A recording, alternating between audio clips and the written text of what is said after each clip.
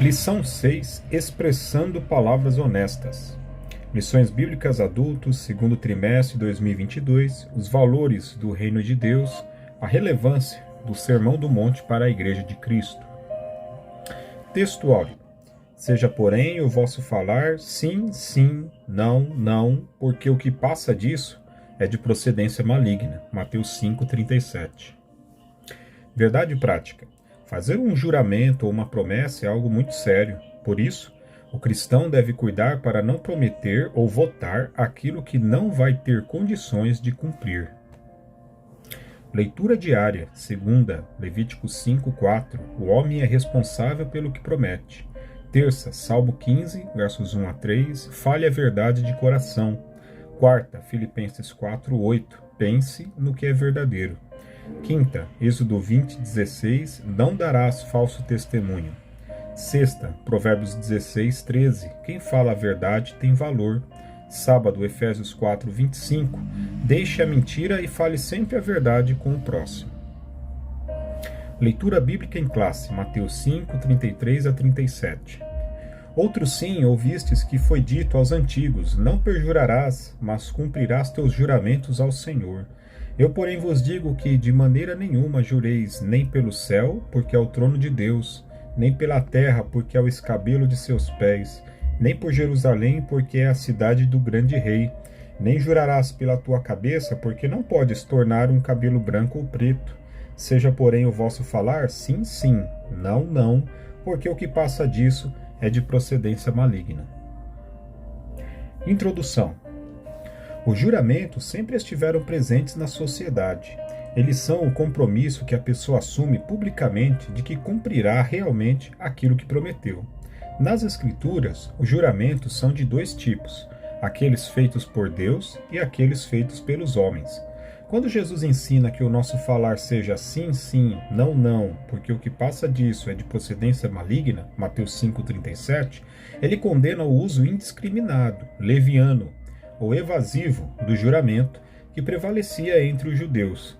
Por isso, nesta lição, veremos como o mestre ensinou que os homens deveriam ser transparentes e honestos em seu falar para que os juramentos entre eles se tornassem desnecessários. Em seu reino, a honestidade de seus membros elimina o uso dos juramentos. Tiago 5,12. Tópico 1. Não devemos jurar nem pelos céus, nem pela terra. Ponto 1. A lei do juramento. De acordo com o dicionário bíblico Wycliffe, a lei mosaica enfatizou a natureza obrigatória dos juramentos, Números 30:2, e decretou o castigo para o perjurador, aquele que faz um juramento falso, Deuteronômio 19:16 a 19, 1 Timóteo 1:10. O falso juramento de uma testemunha ou uma falsa afirmação com relação a uma promessa ou a alguma coisa encontrada exigia uma oferta pelo pecado, Levítico 5, de 1 a 6 e 6, de 2 a 6. A lei enfatizou a seriedade dos juramentos, Êxodo 20, verso 7, Levítico 19, verso 2, Zacarias 8, verso 16 e 17, e proibiu o juramento por deuses falsos, Josué 23, 7, Jeremias 12, 16, Amós 8, 14. Ponto 2. O propósito da lei do juramento. O propósito do juramento antes era benéfico, tinha o objetivo de descobrir a verdade. Tratava-se de um apelo solene que o adorador fazia a Deus, tendo consciência de que ele era o grande juiz onisciente e onipotente, dono de tudo, que esquadrinhava os corações de todos os homens, 1 Crônicas 28:9, Jeremias 17:10, e que revelava o íntimo de cada um, a verdade e a sinceridade presentes no espírito do homem. Os juramentos nas Escrituras são de dois tipos, aqueles feitos por Deus e aqueles feitos pelos homens. Ponto 3. Não jureis nem pelo céu, nem pela terra. O estratagema dos escribas e fariseus quanto ao juramento pode ser notado quando eles diziam que qualquer voto que o adorador fizesse usando o nome de Deus estaria vinculado àquele juramento, mas um voto feito sem que fosse pronunciado o nome de Deus era de menor valor, e nesse caso não precisava ser cumprido. Foi contra esse procedimento dissimulado e hipócrita que Jesus os confrontou, Mateus 23, 16 a 18. Essa tenuidade de classificações feitas pelos escribas e fariseus entre os votos obrigatórios e não obrigatórios não tinha qualquer base. Para Jesus, quem jurasse pelo céu teria de cumprir seu juramento, pois eles foram feitos por Deus. Gênesis 1:1. E a terra era o estrado dos seus pés. Isaías 66:1. E Jerusalém era a cidade do grande Deus. Salmo 48:3. A conclusão é que qualquer juramento feito usando alguns desses elementos teria de ser cumprido, pois neles o nome de Deus estava envolvido.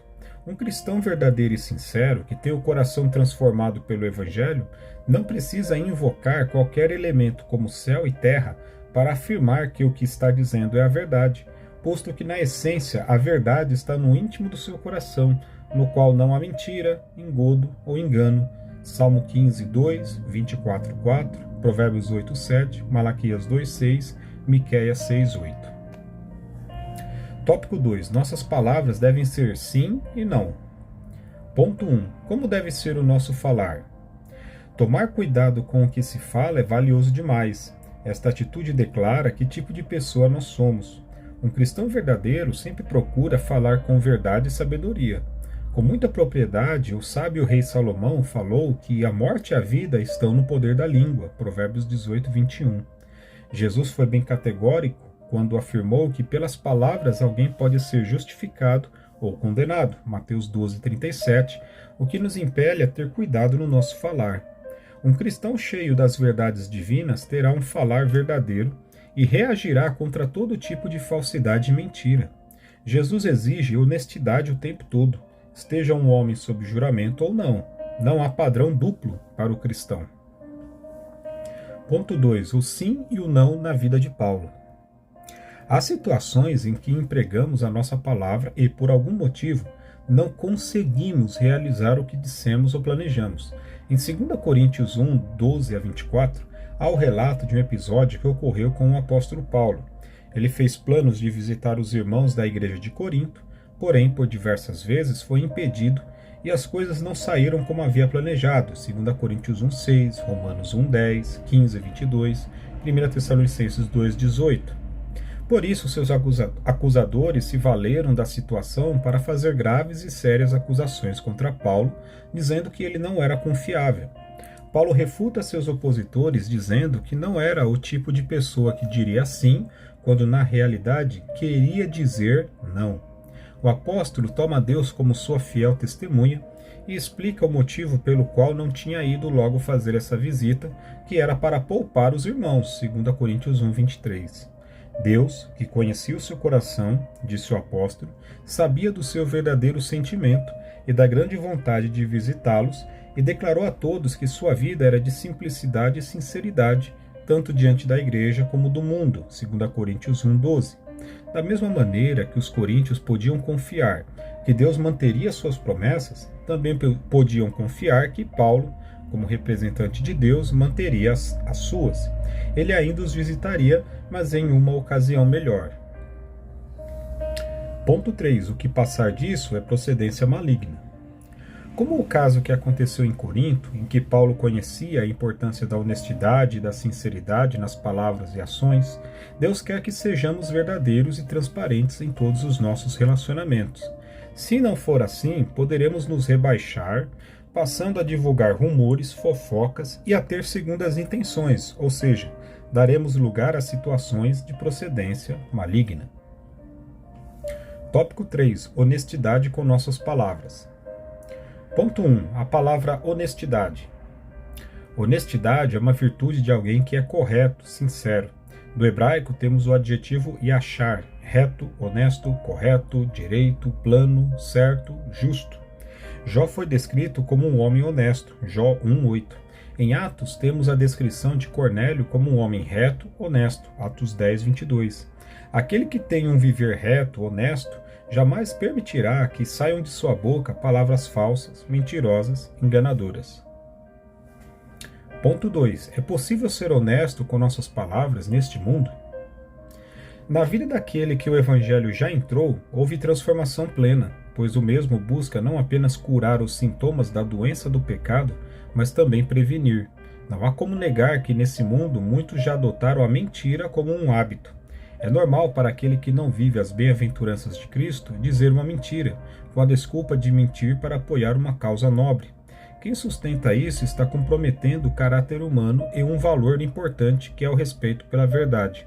O verdadeiro discípulo de Cristo, que faz parte do seu reino, é honesto em suas palavras, íntegro no seu caráter e jamais usa de meias verdades, através das quais grandes mentiras têm sido ditas, sendo influenciados pelo pai da mentira, o diabo. Jesus é a verdade em essência, João 14,6, e os que vivem nele são honestos em tudo, e seu falar é sim, sim, não, não. Ponto 3. Dando testemunho. Uma pessoa honesta revela dignidade de caráter, é honrada, digna, procede rigorosamente dentro da regra. Salomão disse que tortuoso é o caminho do homem cheio de culpa, mas reto o proceder do homem honesto. Provérbios 21:8. O verdadeiro cristão procura ser honesto no que fala, mantendo-se longe da falsidade e da mentira, conservando a verdade no coração e na conduta, pois esse é o seu objetivo maior. 3 João 4. Você é conhecido por ser uma pessoa de palavra? Se dissermos a verdade durante todo o tempo, vamos nos sentir menos pressionados a apoiar nossa palavra em juramentos ou promessas. Conclusão. Devemos viver neste mundo como verdadeiros seguidores de Cristo, sendo honestos em tudo, em especial em nossas palavras, sem recorrermos a juramentos hipócritas, profanos e desnecessários, que buscam fundamentar as conversas do dia a dia. Antes, procuremos ser simples e objetivos, dizendo sim, sim, não, não. Amém.